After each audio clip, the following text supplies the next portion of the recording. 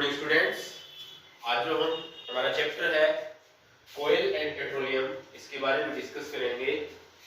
इस चैप्टर के बारे में या इन दो वर्ड्स के बारे में, जो इस चैप्टर का नेम है ऑयल एंड पेट्रोलियम, इसके बारे में आपने पहले सुना होगा। इनकी यूजेज के बारे में भी आप वेल फेमिलियर होंगे। आपको पता होगा ऑयल एंड पेट्रोलियम का यूज कहाँ होता है। तो आज हम बात करेंगे इस चैप्टर में कि जो इनकी फॉर्मेशन है ना, वो कैसे होती है। नेचर के अंदर ऑयल एंड पेट्रोलियम की फॉर्मेशन कैसे होती है, इनका यूज और डिटेल में पढ़ेंगे। और इन्हीं का यूज करके हम और ऐसे कौन से कंपाउंड है जो हम बना सकते हैं, उनके बारे में हम डिस्कस करेंगे। तो देखिए, सबसे पहले हम बात करते हैं रिसोर्सेज की। रिसोर्सेज क्या होते हैं? वो सभी मटेरियल जो हमारी नीड्स को फुलफिल करने के लिए हमारे लिए बहुत ही ज्यादा जरूरी होते हैं, उन्हें हम क्या बोलते हैं? रिसोर्सेज बोलते हैं। जो भी हमारी बेसिक नीड्स को फुलफिल करने के लिए हमें रिक्वायर्ड होते हैं, वो सभी क्या होते हैं? रिसोर्सेज। फॉर एग्जांपल, एयर है, वाटर है, बहुत से एग्जांपल है जो सभी क्या है? रिसोर्सेज है। रिसोर्सेज भी दो टाइप के होते हैं, नेचुरल रिसोर्सेज और मैन मेड रिसोर्सेज। तो नेचुरल रिसोर्सेज नाम से क्लियर है, इसकी डेफिनेशन इसी के अंदर है। ऐसे रिसोर्सेज जो हमें कहां से मिलते हैं? नेचर से मिलते हैं, उन्हीं को हम क्या बोलते हैं? Natural resources. इस चैप्टर में हम नेचुरल रिसोर्सेज के बारे में डिस्कस करेंगे। तो ऐसे रिसोर्सेज जो हमें नेचर से मिले, उन्हें हम क्या बोलते हैं? Natural resources. दो तरह के होते हैं नेचुरल रिसोर्सेज। इसको आगे हमने दो कैटेगरी में डिवाइड किया है। एक है एक्सहॉस्टिबल नेचुरल रिसोर्सेज और एक है इनएक्सहॉस्टिबल नेचुरल रिसोर्सेज। सबसे पहले हम बात करते हैं एक्सहॉस्टिबल नेचुरल रिसोर्सेज। क्या होते हैं एक्सहॉस्टिबल नेचुरल रिसोर्सेज? ये ऐसे नेचुरल रिसोर्सेज है जो हमारे पास हमारी नेचर में लिमिटेड अमाउंट में अवेलेबल हैं। इनकी जो अमाउंट है नेचर में, वो क्या है? लिमिटेड। मींस अगर हम इनका रेगुलर यूज करते रहे, जिस रेट से आज हम कर रहे हैं, तो एक ना एक दिन जाके ये क्या हो जाएंगे? खत्म हो जाएंगे, बिल्कुल फिनिश हो जाएंगे। हमारे पास नेचर में लिमिटेड अमाउंट में अवेलेबल है और इनका यूज करने से एक स्टेज पे जाके क्या हो जाएंगे? ये बिल्कुल खत्म हो जाएंगे। इसके एग्जांपल है ऑयल है, पेट्रोलियम है। ये सभी हमारे पास लिमिटेड अमाउंट में अवेलेबल है। सेकंड हमारे पास है इनएक्सहॉस्टिबल नेचुरल रिसोर्सेज। ये क्या है? ये हमारे पास नेचर में अनलिमिटेड अमाउंट में है,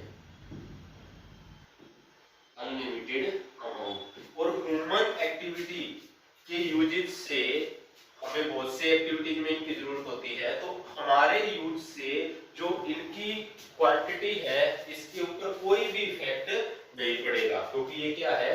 अनलिमिटेड अमाउंट में हमारे पास अवेलेबल है। हम चाहे इनको कितना भी यूज कर लें, हमारे यूज करने से ये कभी भी खत्म नहीं होंगे। अनलिमिटेड अमाउंट में हमारे को ये मिलते हैं। फॉर एग्जांपल, सनलाइट है, एयर है, ये सभी क्या है? इनएक्सहॉस्टिबल। मींस जो एक स्टेज पे जाके हमारे यूज करने से खत्म नहीं होंगे। ये थे हमारे इनएक्सहॉस्टिबल नेचुरल रिसोर्सेज और एक्सहॉस्टिबल। एक्सहॉस्टिबल लिमिटेड अमाउंट में अवेलेबल है और बार बार यूज करने से ये इतना एक दिन क्या हो जाएंगे? बिल्कुल खत्म हो जाएंगे। एग्जांपल है इसके ऑयल और पेट्रोलियम।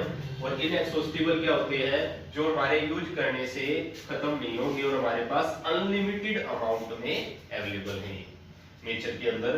तो इसी एक्सहॉस्टिबल नेचुरल रिसोर्सेज के बारे में आगे डिटेल में पढ़ेंगे।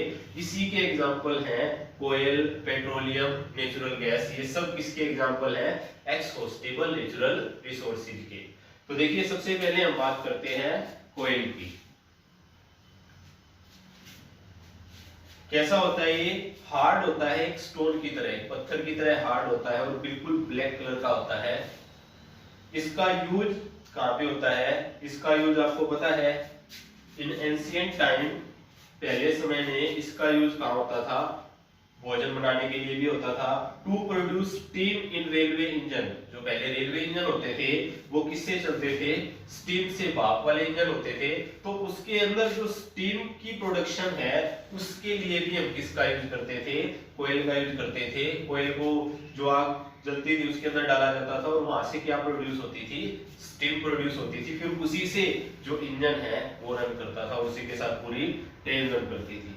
टू प्रोड्यूस इलेक्ट्रिसिटी, ये जो थर्मल पावर प्लांट है इनके अंदर भी इनका बहुत ही इंपॉर्टेंट यूज है, इलेक्ट्रिसिटी प्रोड्यूस करने के लिए भी इसका यूज किया जाता है और बहुत सी इंडस्ट्रीज में इसका यूज एज अ फ्यूल किया जाता है। तो बहुत ही इंपॉर्टेंट है हमारे लिए ये कोयल।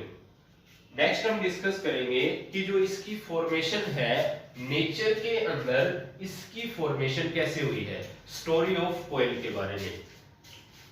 तो देखिए कैसे हुई है इसकी नेचर के अंदर फॉर्मेशन। आज से लगभग 300 मिलियन ईयर्स एगो, 300 मिलियन साल पहले क्या होता था, अर्थ के ऊपर बहुत से डेंस फॉरेस्ट पाए जाते थे। डेंस फॉरेस्ट मींस घने जंगल जिसके अंदर पेड़ ही पेड़ होते थे बहुत ज्यादा, ऐसे फॉरेस्ट मिलते थे अर्थ के ऊपर। तो क्या हुआ, कोई भी नेचुरल कैलेमिटी लाइक फ्लडिंग, बाढ़ से क्या हुआ, ये सभी के सभी पेड़ नीचे गिर गए और नीचे गिरने के बाद इनके ऊपर धीरे धीरे क्या जमा होती गई, सैंड पार्टिकल, जो मिट्टी के कण थे वो इन पेड़ के ऊपर क्या होते गए, जमा होते गए। जैसे जैसे ये सैंड पार्टिकल इंक्रीज होते गए वैसे वैसे जो ये पेड़ है ये अर्थ की नीचे की लेयर में दबते चले गए और जैसे इनके ऊपर ये पार्टिकल इंक्रीज हो रहे थे और ये डीपर एंड डीपर अर्थ के अंदर जा रहे थे, तो इनके ऊपर जो प्रेशर है वो भी बढ़ता जा रहा था। सीधी सी बात है, अगर ये सैंड पार्टिकल और ज्यादा इनके ऊपर गिरते जाएंगे, इकट्ठा होते जाएंगे, तो प्रेशर तो इंक्रीज होगा और जैसे जैसे ये प्रेशर इंक्रीज हुआ वैसे वैसे क्या बढ़ता गया, टेम्परेचर भी इंक्रीज होता गया। तो under increase temperature and pressure, जो बढ़ा हुआ टेम्परेचर और प्रेशर के कारण जो ये डेड पार्ट्स थे इन प्लांट्स का, ये धीरे धीरे किसमें कन्वर्ट हो गए थे, कोयल में कन्वर्ट हो गए थे। तो इस तरह से हमारी नेचर के अंदर कोयल की फॉर्मेशन हुई थी। इसकी फॉर्मेशन के लिए कितना टाइम लगता है, लाखों करोड़ों वर्ष लग जाते हैं इनकी फॉर्मेशन करने के लिए। नेचर में इनकी फॉर्मेशन अपने आप होती है, ह्यूमन एक्टिविटी इसके अंदर बिल्कुल भी रोल प्ले नहीं करती और ना ही हम इनकी जो प्रोडक्शन है लैब के अंदर कर सकते हैं। अगर एक बार ये लिमिटेड अमाउंट में अवेलेबल है, अगर ये एक बार बिल्कुल खत्म हो गए तो दोबारा इनकी प्रोडक्शन के लिए फिर से कितना टाइम लग जाएगा, 300 मिलियन ईयर, इतना टाइम लग जाएगा इनकी फॉर्मेशन के लिए। लाखों करोड़ों साल की ये प्रोसेस है, उसके बाद जाके जो ये ट्रीज के डेड पार्ट्स थे किसमें कन्वर्ट हुए थे, कोयल में कन्वर्ट हुए थे। नेक्स्ट, कार्बोनाइजेशन क्या होता है, the slow process of conversion of dead vegetation into coal. जो ये डेड वेजिटेशन थे इनका धीरे धीरे कोयल में कन्वर्ट हो जाना, ये क्या कहलाता है, कार्बोनाइजेशन। तो ये था आज का हमारा टॉपिक। इसमें हमने पढ़ा रिसोर्स क्या होते हैं, नेचुरल रिसोर्सेज के बारे में डिस्कस किया, एक्सॉस्टिबल, इनएक्सॉस्टिबल, उसके बाद कोयल एंड पेट्रोलियम के बारे में डिस्कस किया है। क्या होता है कोयल की प्रॉपर्टी, यूजेज क्या है इस कोयल के, इसकी फॉर्मेशन कैसे हुई है और कार्बोनाइजेशन के बारे में। इसीलिए आजकल कहा जाता है कि इनका यूज हमने क्या करना चाहिए, बहुत ही लिमिटेड अमाउंट में, बहुत ही कम अमाउंट में इनका यूज करना चाहिए। जितना पॉसिबल हो सके उतना ही हमने इनको क्या करना चाहिए, सेव करना चाहिए। अगर ये एक बार खत्म हो गए हमारी नेचर के अंदर तो इनकी दोबारा फॉर्मेशन के लिए करोड़ों वर्षों का टाइम लगता है। तो ये आज हमने डिस्कस किया है story of coal and carbonisation के बारे में। Thank you students.